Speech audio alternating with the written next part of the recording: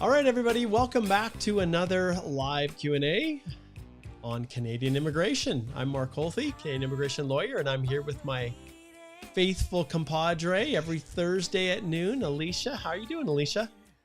I am well, Mark. I am glad that there was finally some news on Express Entry yesterday. I was checking and refreshing the Rounds of Invitation webpage there. I know we've already got comments piling in here from people that are very clearly pleased with the result. So let's see if we can just pull up one of those. So Sherry, she jumped on the live stream yesterday, I remember, and she says, so pleased with the draw yesterday. 493 got an ITA. Absolutely. And I think there's a lot of people that are in that boat that are really, really excited. So yeah, so that's kind of where we're at. And it's just a precursor of much more to come for sure as we wait for these targeted draws to come. So we'll just have to see how it all plays out.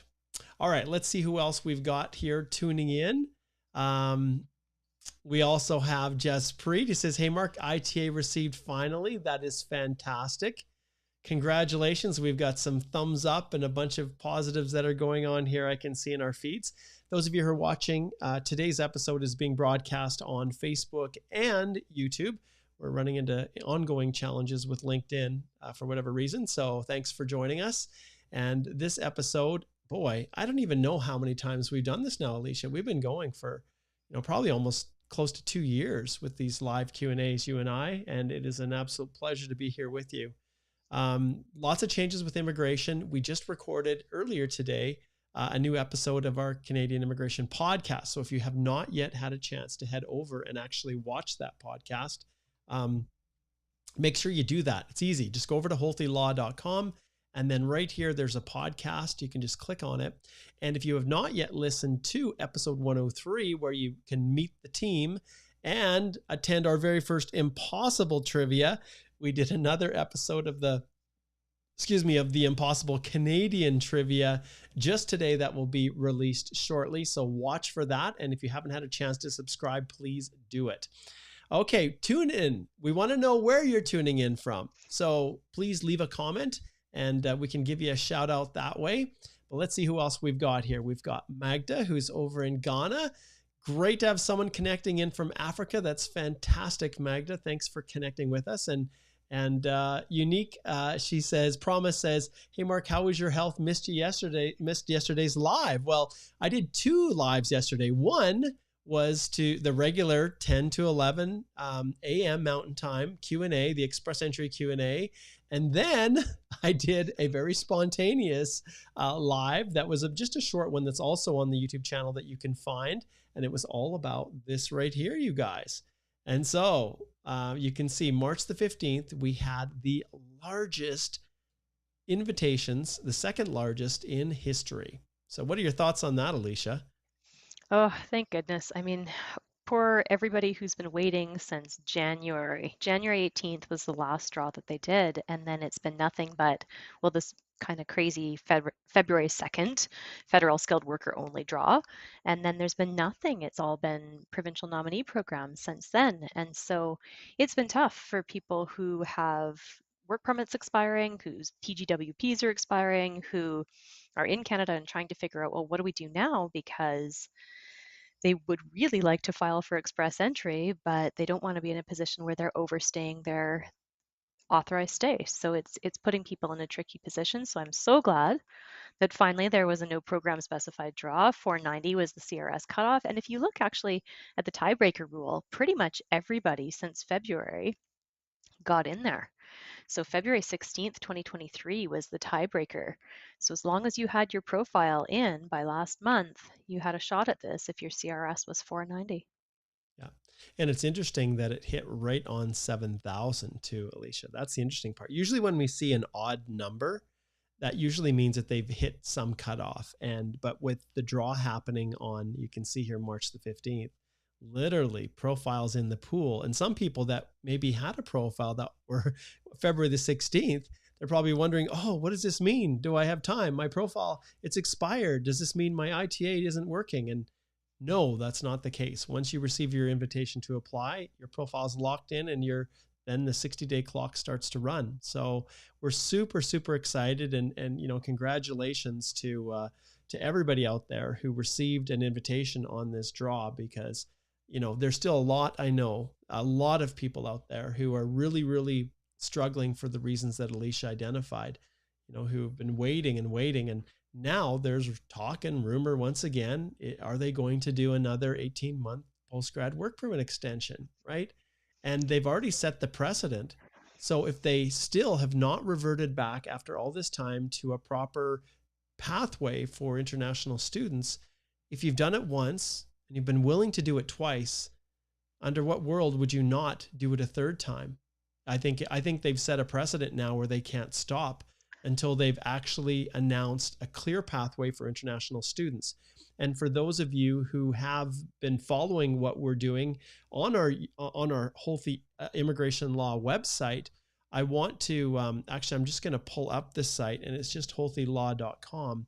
So if you go to our website and you go to the blog posts, we are constantly releasing additional information, in the form of written word, to help guide you as well. And not everybody is a video watcher, but you can see here, I did a blog post just recently on what I believe is the future of Express Entry, really Express Entry 2.0. And it all comes from this consultative process that the government instituted back in January of this year, called Enhancing Express Entry Through Category-Based Selection to Better Meet Canada's Evolving Economic Needs. It was only open for, like I said here, a few meaningless days, but it really revealed a lot about where the minister and the department is going. So I encourage you to head on over here and check out this link. In fact, I'll just copy it if you're new to watching the podcast. If you're watching on Facebook or YouTube, I think if I post this comment in here, it should appear like this. I'll just flip back to our main screen. You should be able to see, this link to that actual blog post. So definitely slide in and check that out. And I go through 7 kind of key insights on where they're going to go. And at the end, you'll see I have all of these. I'm not going to waste a lot of time because you can go back and you can read it. But at the end, I actually identify what I consider to be the ideal Express Entry candidate in a strategic draw world. Now, this is like someone who's like a rock star that I can't see any world where they wouldn't receive an ITA, but this will give you a little bit of an indication how important these targeted industries are. And you can look at this blog post, and I also did another blog post that you can see, and a video that you can watch on some of the main industries that the government has repeatedly hinted at throughout this process. Yeah, All right, and go ahead, Alicia. Yeah. I wanted to come back to what we were just talking about too, about the fact that maybe the government has said or created the precedent of giving status to people and students specifically on PGWP who are running out of status, but so far they've not announced any other course. There's no other pathway for an extended public policy open work permit for 2023. And what I've been noticing recently in the consults that I've had with people this week is, unfortunately, they are now getting refusals. So they had somehow gone through the pandemic, had messed up either a study permit or the study permit and the PGWP and a restoration application, or maybe they didn't properly file that restoration application under the public policy that expired in December 31st of 2022. And now they're getting refusals, and now they're past the restoration period, and they may miss out on their PGWP work permit, which is a huge shame. To go through all the work of coming to Canada as a student, completing your studies, and not being able to work here is just, it's a huge shame. So please be careful. Please make sure that if you've submitted applications on restoration, that you have done so properly. Like failure to pay the restoration fee, failure to properly check the boxes, failure to upload your documents, or to, I had consults with people who worked with consultants and they didn't realize that they didn't submit the application information that was required, and now they're getting refusal and they might be out of time.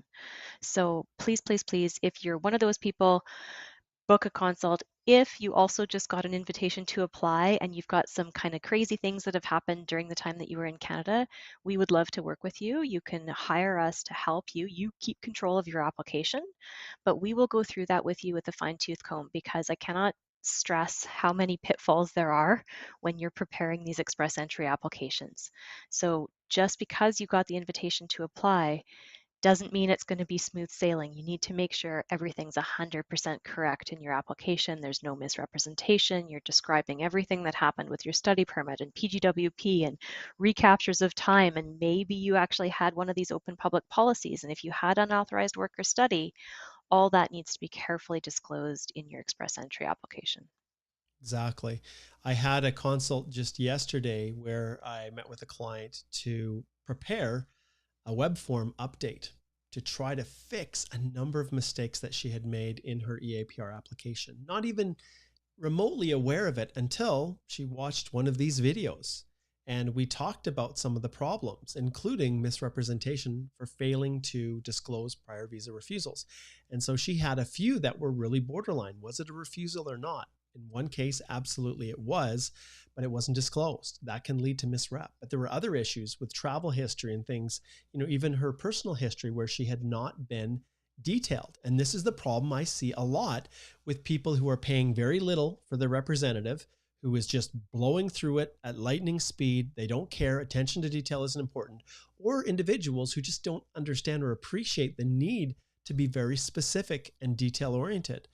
And so we are hoping, right, Alicia, we're hoping that the efforts that we made to, to try to address these issues and update them through a web form, one will be added to the file, because remember, things are locked at the express entry. When you file your EAPR, it's locked in. So one, that it'll be added, and two, that they will accept it and allow those answers to overcome whatever was represented in the initial application. And despite what people think, it is brutal. Like, it's dangerous. And people who are just, they've been waiting and waiting for such a long time. And I think, let's see, I want to just bring up one thing here and just share it while I'm on this thought with Jaspreet. So let's see right here, if I can find, I've got so many messages. Yeah, Jaspreet says he received an ITA, and you can see how long Jaspreet's been hoping and waiting for these opportunities. He said from 2006. Now I wonder if it's 2016 maybe. Might be, but who knows? It could be 2006. And then Jaspreet says, now what's next? How long it takes for PR? Well, once you get an ITA, Jaspreet, you've got 60 days to file your EAPR. And that's where we come in with our firm, is helping people navigate their way through it. But some people have been waiting a very, very long time. And this may be your only shot at it. And there's nothing more heartbreaking, Alicia, than to have people book consults and you're like, I can't help you. If you had come to me earlier, we could have rectified this, but you've kind of gone down a path so far that we can't go back. And that's what I hate about the practice of immigration law. All right, we've got a few more. Parthan says, hello, Mark and Alicia. We've got Rodrigo. I think that sounds like a good Portuguese name. Rodrigo Alves do Nascimento. Good afternoon to you too. I wonder if he's down in Brazil, maybe. Hardeep is tuning in from India. Welcome, Hardeep. We've got Pavneet, who's in Abbotsford, British Columbia. And then Sherry, who we just said congratulations, and we'll give her a little applause here. Sherry received her invitation to apply in this last draw. So congratulations to you, Sherry. It's great. Just fantastic to see that result. So congratulations. And Simran is also tuning in from Abbotsford. So Abbotsford seems like a popular place these days. So great to have all of you guys here. We've got Preeti, who's in Calgary, where you're located, Alicia. I'm down here in Lethbridge, Alberta, and we're both recording out of our home offices. So that's great. And I want to just pull up this next one that relates specifically to the round of invitations. And this is a very, very common misconception. So this individual here, Face Big, says, I got my ITA yesterday, but my CRS is 490 with a score effective date of February the 18th, which is later than the tie-breaking date. Is this normal? So I think they mean their kind of lock-in date was, when they filed it, was probably February the 18th. And I think they're misunderstanding a little bit how the tiebreaker works. So maybe you can just address that a little bit, Alicia, and we can kind of clarify that. So, what this date really means. And it's possible, like I'm not exactly sure what happened in their situation, if they were exactly at 490 or not. So the tiebreaker rule only comes in if your score, CRS score, is exactly 490. If you're above 490, you're good. Your profile can go back anytime within the last year, right? Because an express entry profile, once you've created it, is valid for 12 months. So a year exactly to the date that you first created it. Now, if you happen to be right at the very CRS score that they have drawn, if you're sitting exactly at 490 and they're trying to pick who are they going to pick that are all at 490, they just set an arbitrary tie-breaking rule. And so in this case, they said the tiebreaker time was February 16th at 10:33 UTC, and this is, coordinated universal time, which is bizarre and nobody uses it Yeah. and you should be really careful about it. So this is the thing, depending on your time zone, maybe that is, maybe February 18th was actually within the coordinated universal time before February 16th, 10:33 and 6 seconds. I don't know. Um, it's interesting to try to figure out time zones in UTC. Yeah. Well, I can tell you, this is the first time that people have received a benefit that maybe, and if things played out the way you've indicated here, maybe, it's it's an error that can go in your favor, because at the end of the day, if you receive that ITA, I could care less what the tiebreaker was in your mind, or when your filing date was, or your effective date. Who cares? If you received an invitation to apply and it's prompted you to prepare and submit an EAPR, you're going to do it. It's as simple as that.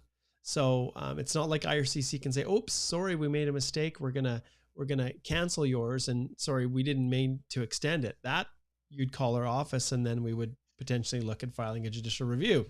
But anyways, the reality is for you, when good things happen, I just keep my mouth closed and I move forward and just use it. I remember, Alicia, there was a time when I was doing a lot of work permit extensions for a large global immigration firm. And we'd get applications from previous firms or people that had filed their first application on their own. And I remember I would occasionally get a request to renew a work permit for someone from the UK who received a NAFTA professional engineer work permit, like as a civil engineer. So they'd come in, and the officer at the border, for whatever reason, this is the days that predate the employer portal and the job offer situation we're dealing with now. But the company, whichever firm you did it in the beginning, didn't realize, for whatever reason, the difference between UK and US, and that no, UK citizens can't benefit from the North American Free Trade Agreement, now the Canada, US, Mexico agreement. But then I was stuck telling the company, well, we actually can't renew because that original work permit shouldn't have been issued in the first place. But it was, so the person didn't work without authorization. Then we had to look at LMIAs or different routes. But ultimately, when a benefit happens, you guys, which is rare, usually it's on the opposite side. You take it, you say thank you very much, and you move forward. Mm-hmm. Okay.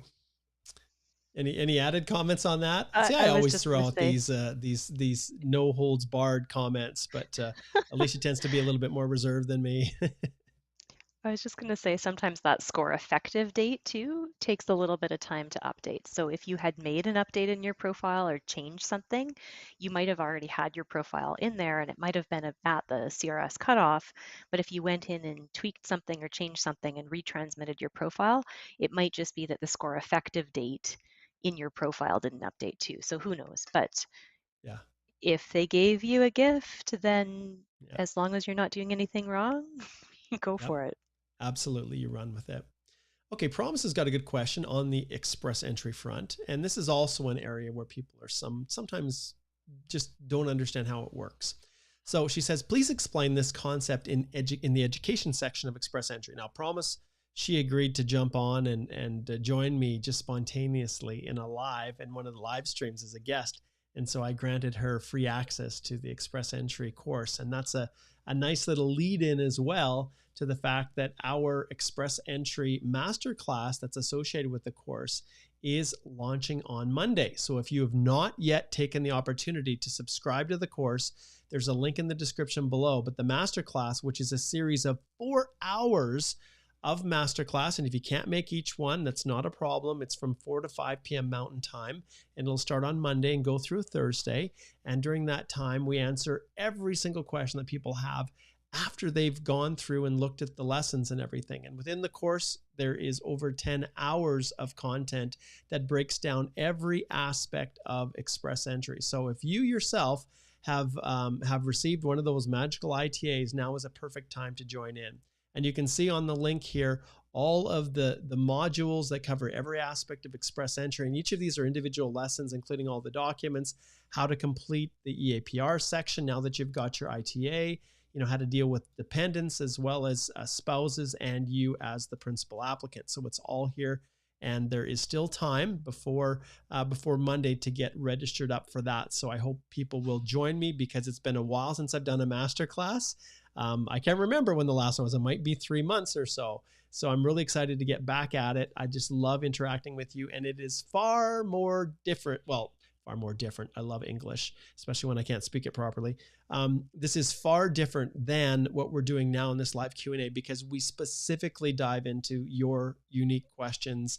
And the reality is, when you subscribe to the masterclass, no one is left without getting their question answered. And this is a special one as well, because we've opened it up to any person who has subscribed to the Express Entry course in the past. So it's open season. So it's going to be really fun to see people that jump in, and those who are, just recently subscribed, as well as ones that are right in the midst of wrapping things up quickly before their ITA expires. So just want to give everybody a shout out about that. And you can just click on the description below. Okay, back to the question. So the question is, in the education section, 2 or more certificates, diplomas, or degrees. Her sister, Promise's sister, has a 3-year nursing diploma, 2-year midwifery diploma, and a nursing degree. So Alicia, can you kind of break down just how this works to get into that, that upper level of comprehensive ranking system score for two credentials? Yeah, and maybe Mark, you can pull up the CRS Yep. ranking system grid. Okay, so this is a nice resource. Mark's going to pull it Boom. up, but there's a CRS ranking grid, and you'll go down there and you'll go all the way to the education section, level of education, and you'll see that, of course, there's a different column for if you are applying with a spouse or a common law partner or without. So with is the middle column, and then without, if you're a single applicant, is on the right-hand side. So of course, no points if you have less than high school. If you've got high school, you've got some. 1 year, you've got a little bit more. 2 year, you've got a little bit more. Bachelor's degree, most people have a bachelor's degree. Well, a lot of the express entry applicants have a bachelor's degree. Now, the trick is, so your sister has a bachelor's degree, but can she also claim that second certificate, diploma, or degree? And the way it works is they say, well, one of those has to be for a program of 3 or more years. So I'm assuming, I could be wrong, that the bachelor's in nursing was at least 3 years. And then depending on those other education certificates or diplomas or degrees, it all is going to come down to that education credential assessment. And so it's really, really important to make sure that you look at those education credential assessment organizations, and there's some that are authorized, there's a number of them, you can take a look. If she's sending her certificates and transcripts off to those institutions, the ECA institutions, and they're not saying that it's equivalent to at least a nursing degree plus another at least 2-year diploma, or I guess it would be the midwifery diploma or the nursing diploma. So those are the 2 that, you'll have to make sure that the Education Credential Assessment organization agrees that those are equivalent at least to another 2-year program. So as long as the nursing degree is at least 3 years, you got to make sure the ECA says you have both. Yes. And one other important thing to point out as well comes down to why this distinction is so important. So when it came to the old federal skilled worker program, you'd get a fair amount of points for a bachelor's degree. If you got a master's degree, it would level up, and a PhD, it would level up. But for the purposes of the comprehensive ranking system, the skill transferability factors can literally result in almost a 25-point swing in points if you have a bachelor's versus 2 or more.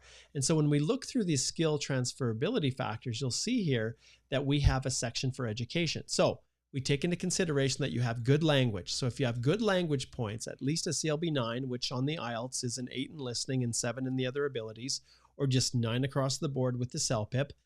Pearson is coming out, the new one, shortly, but ultimately those are the two. If you have that together with, and if we scroll down here, you'll see if you have this 2 or more post-secondary here, you can see the difference. If you just have a post-secondary program credential of 1 year or longer, you can see you get up to 25 points with good language. But if you have two or more, and at least one of them is 3 years or longer, then you get a big jump from 25 to 50. Now, if your language wasn't as strong and it was just a CLB 7, the jump isn't as big.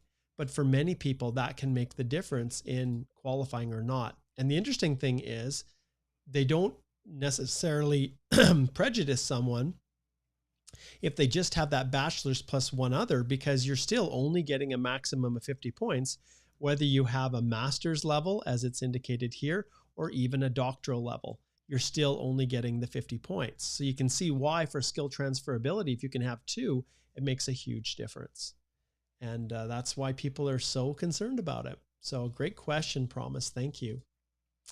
All right. Here's an interesting, sometimes we like to speculate. We answer questions about everything. So back to those big draws, Nafi says, with the layoffs, should we still expect IT specific draws? So what are your thoughts on that, Alicia? And I'm going to pull up my previous blog post while you're just giving some initial thoughts on the specific industries that the minister has identified on a number of occasions as being kind of on that potential list over the past year. So IT is the issue, and we know there are layoffs happening. Mm-hmm. And a few of you have reached out, and I've had conversations through consultations with a number of people who are really stuck right now because they've gone to school in Canada and they did something in an IT field, and it was the poster child, and everybody wanted to be in an IT or tech field, and then all of a sudden economies change, the world changes, and now there's layoffs, there's mass layoffs. And so it is really tricky to predict what those sectors are going to be. They did, of course, have kind of a projection from the minister based on what the world looked like a few months ago, right? They looked back at 2022 and they kind of project forward to see what industries they think will be in demand.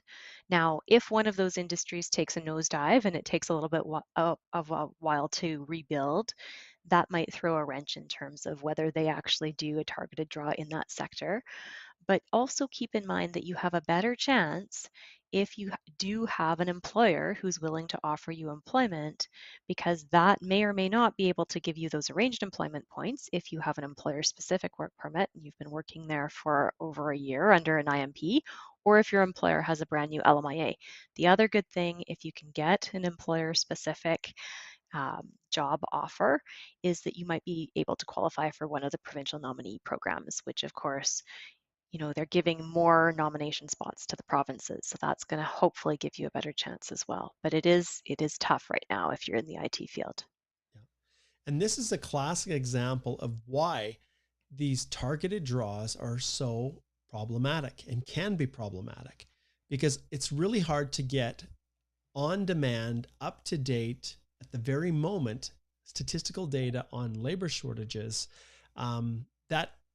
that can truly reflect where the market's going to be in 6 months when that person essentially becomes a permanent resident. So they're always looking at historical information. And in the past, they used to do this. And I should probably bring on some of my, in our podcast, have some of our more seasoned immigration lawyers join us, because they remember a day when there were this type of an occupation-driven, industry-driven approach to permanent residence. Even before, I think, ERPA was launched, they had lists, and those lists became very political. And so you can see the minister in his TR to PR pathway report, which you can watch the video on YouTube. You can just go to the TR to PR 6 takeaways. It's probably one of my more popular videos. I think we've got about 47,000 views on it. But in there, the minister in his report specifically identified these 11 industries by name. Now, it doesn't mean that this is a comprehensive list, but he specifically addressed them. And what's on the list was IT, right?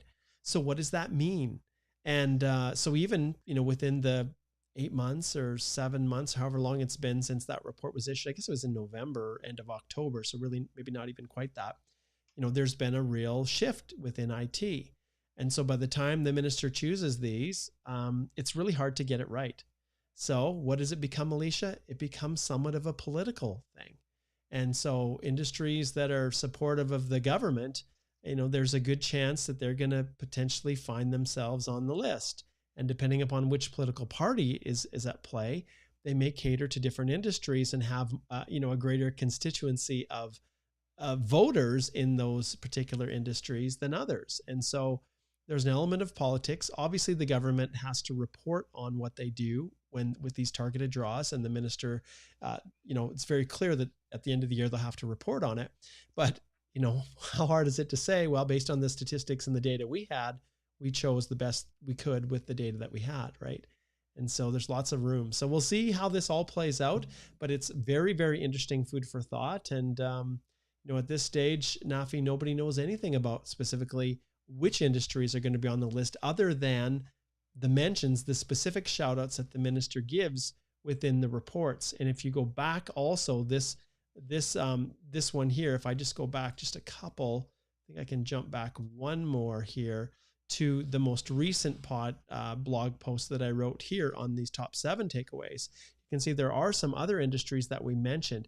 He specifically talked about greener digital economies and automation. So then he specifically identified construction, healthcare, professional, scientific, and technical, construction, administrative, and support services. We hadn't seen that, I don't think, before, as well as waste management and remediation services. We hadn't seen that. Social assistance and other services. Well, this is pretty broad, right? So what does this mean, and why are these industries specifically being called out compared to others? So this is what we have to go on. So very interesting for sure, and lots of room for speculation.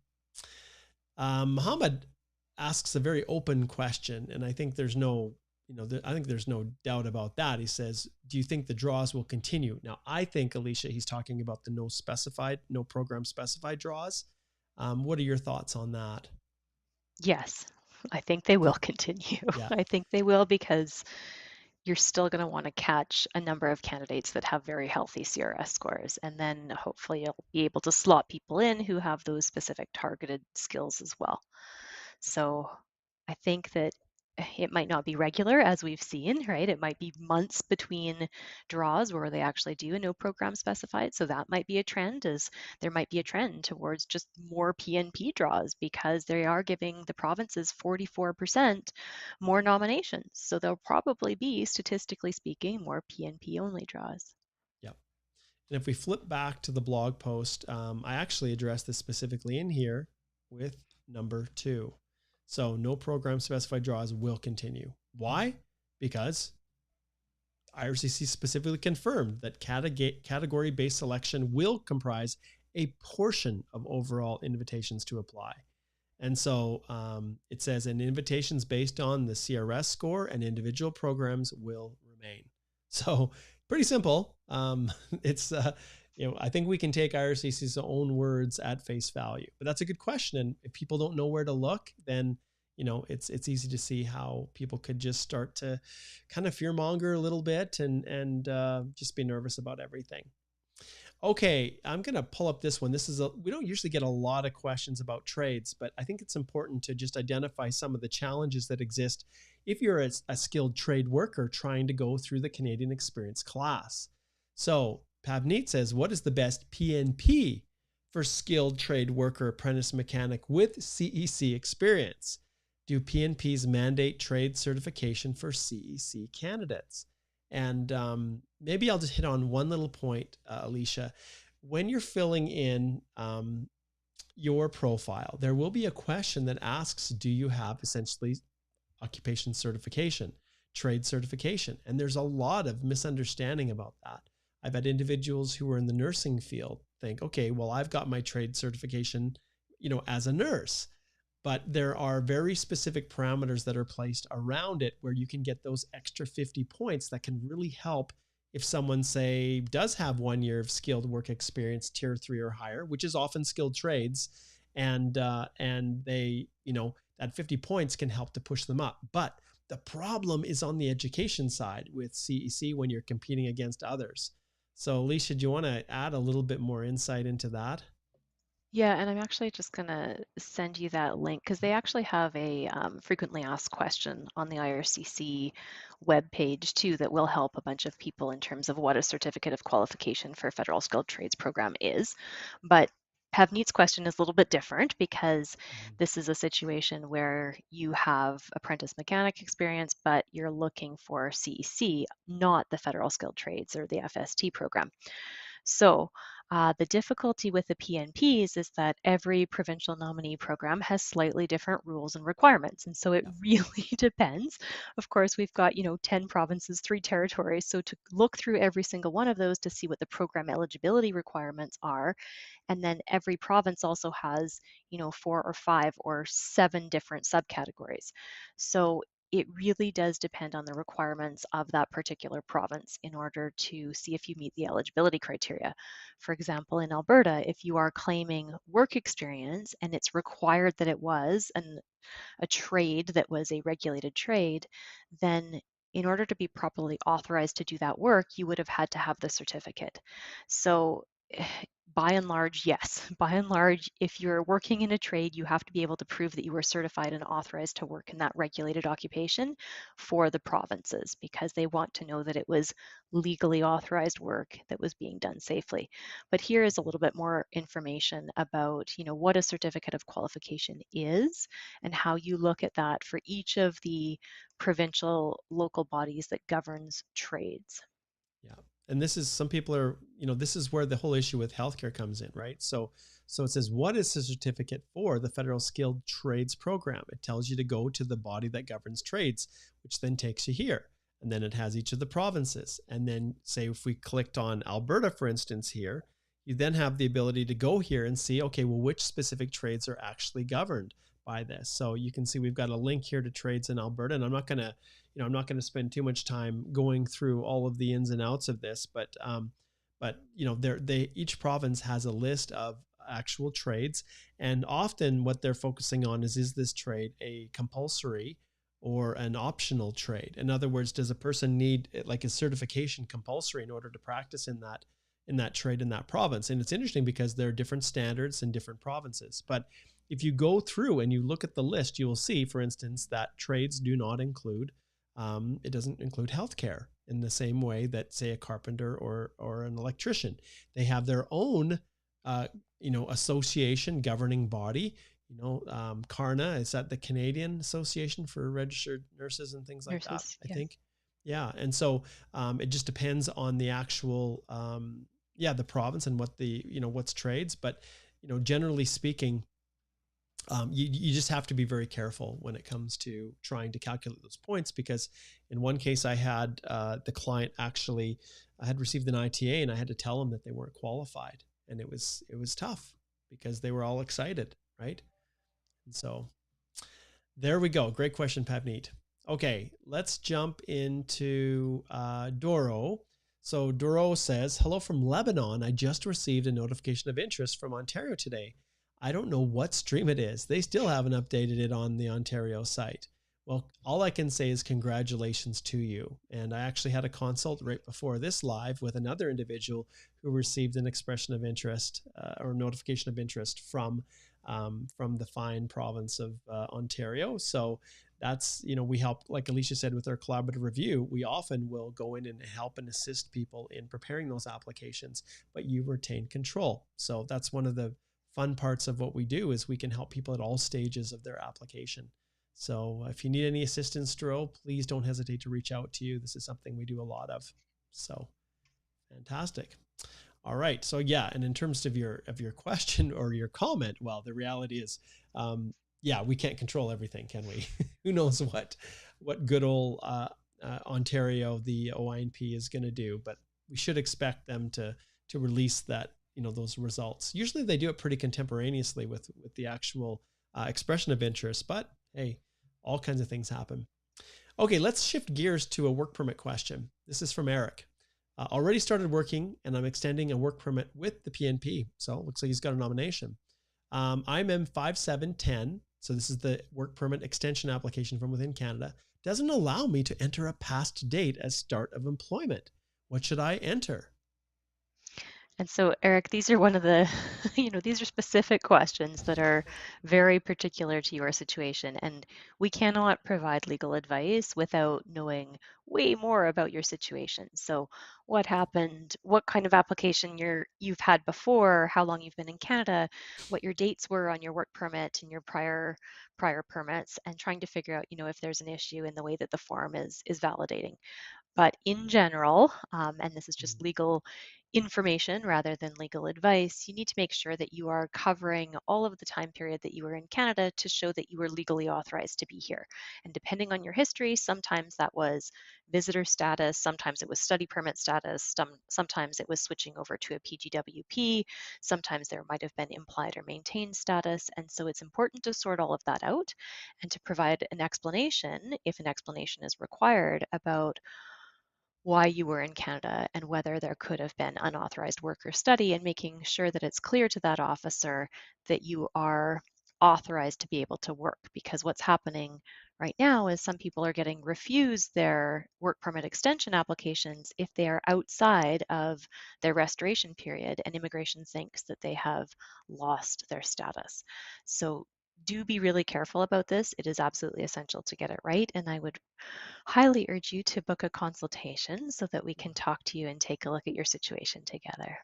And what I've tried to do here, we're all about trying to do everything we can to help. Let's just pull up the form here and bear with me as I adjust this on the fly, you guys. It's not easy shifting to a PDF from a web base. So let me just see if I can pull this up to a point where you guys can see what we're looking at here. See if I can shrink it like this, which is better. Okay. Oh, come on, cooperate. Okay, let's just leave it there. Okay, close enough. So you'll see here what he's talking about on the 5710 form. So you can see this is to extend or stay or remain in Canada. So I have to assume that, when we're trying to answer specific questions, we have to assume that, okay, you're already in Canada on a work permit and you're looking to extend it. You've got a nomination or whatever it might be. On here, the question, and this is where we can't really replicate it because we have to see exactly what you've put into your application. But when you're going through this, you can see here, we'll keep going. Okay, so duration of expected employment, I think, is where he was getting at. And so right here, he was saying, I can't put a date past where I start today. And this is where the issue is.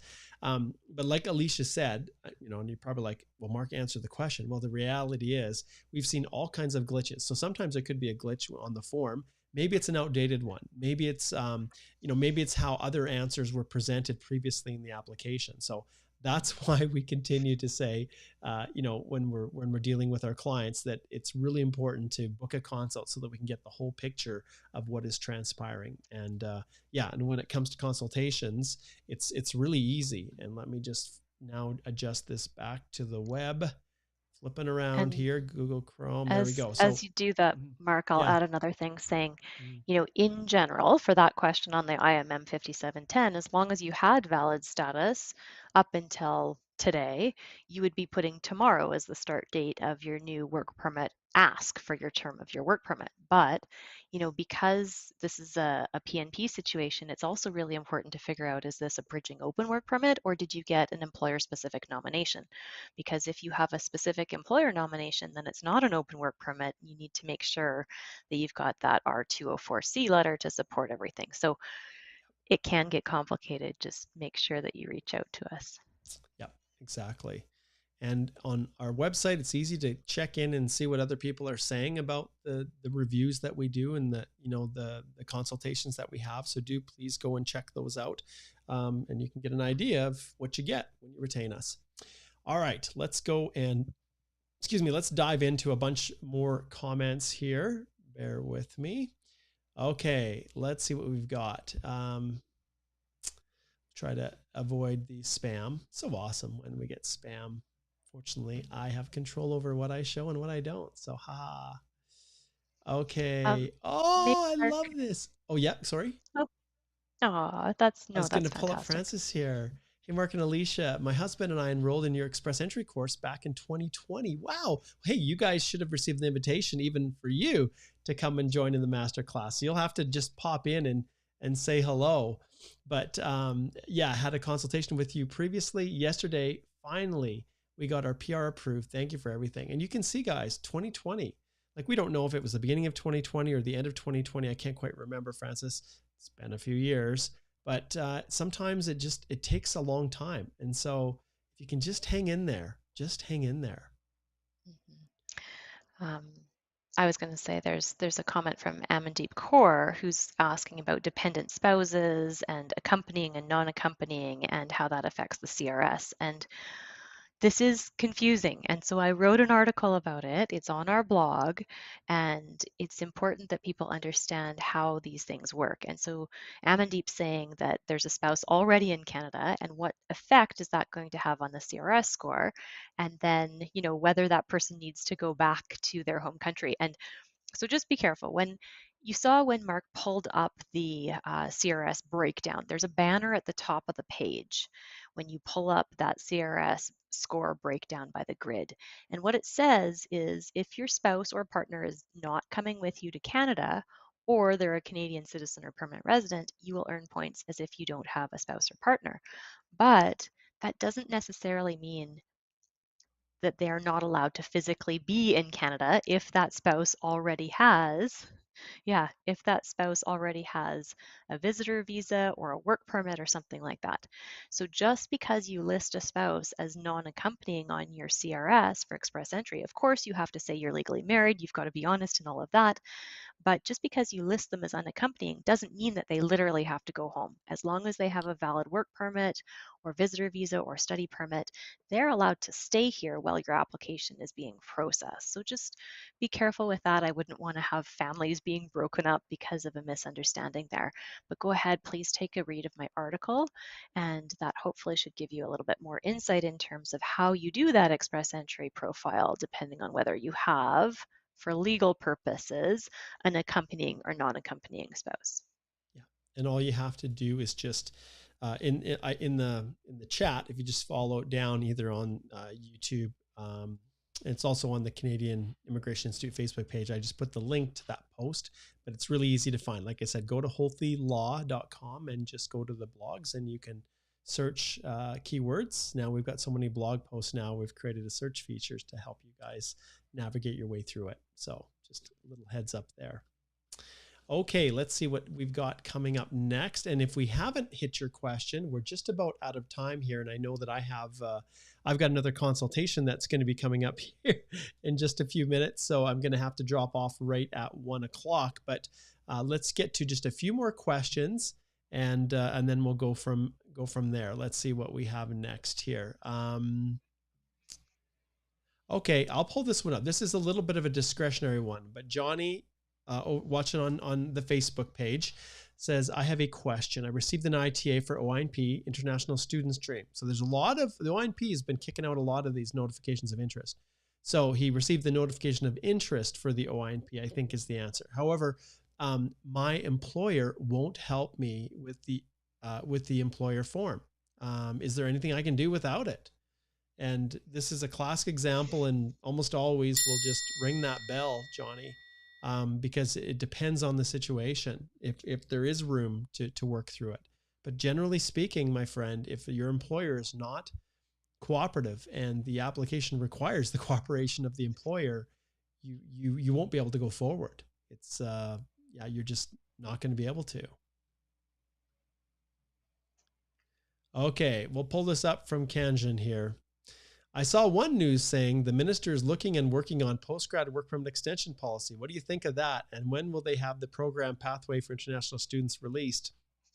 Well, this is something we addressed a little bit earlier in the live stream here. But Alicia, is there any world where you can see them not continuing forward with another extension if there's no programs available?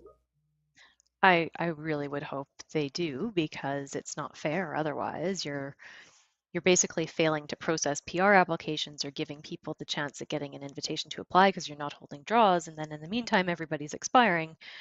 So I would really hope that they do have some sort of new public policy extension or some sort of pathway to deal with people who have expired or expiring status, but they just have not said. So we don't know. We really hope it's coming because a lot of people are in a tough spot.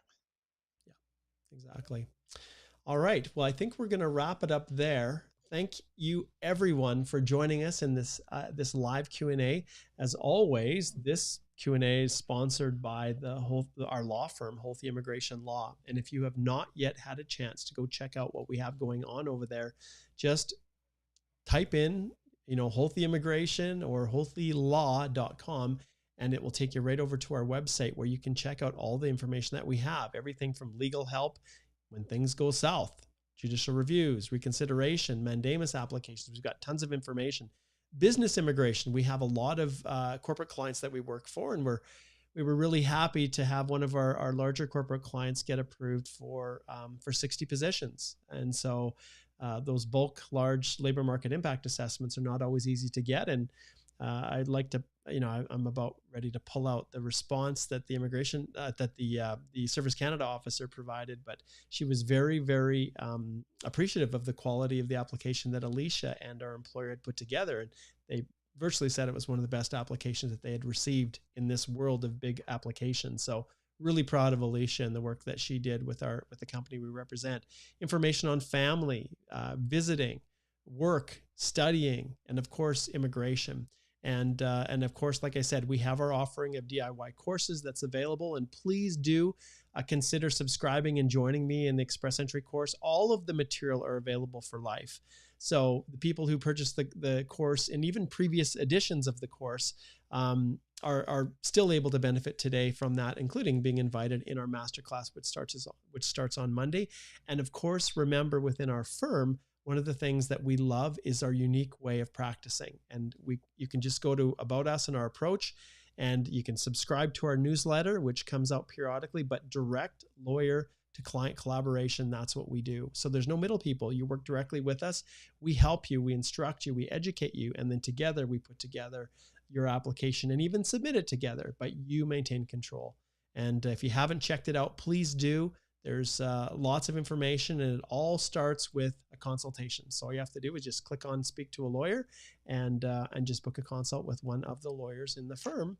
And you can pretty much find a consult time available because of where we are all over the place. So, all right. Thanks so much, Alicia. Thanks for joining. Take care, everybody.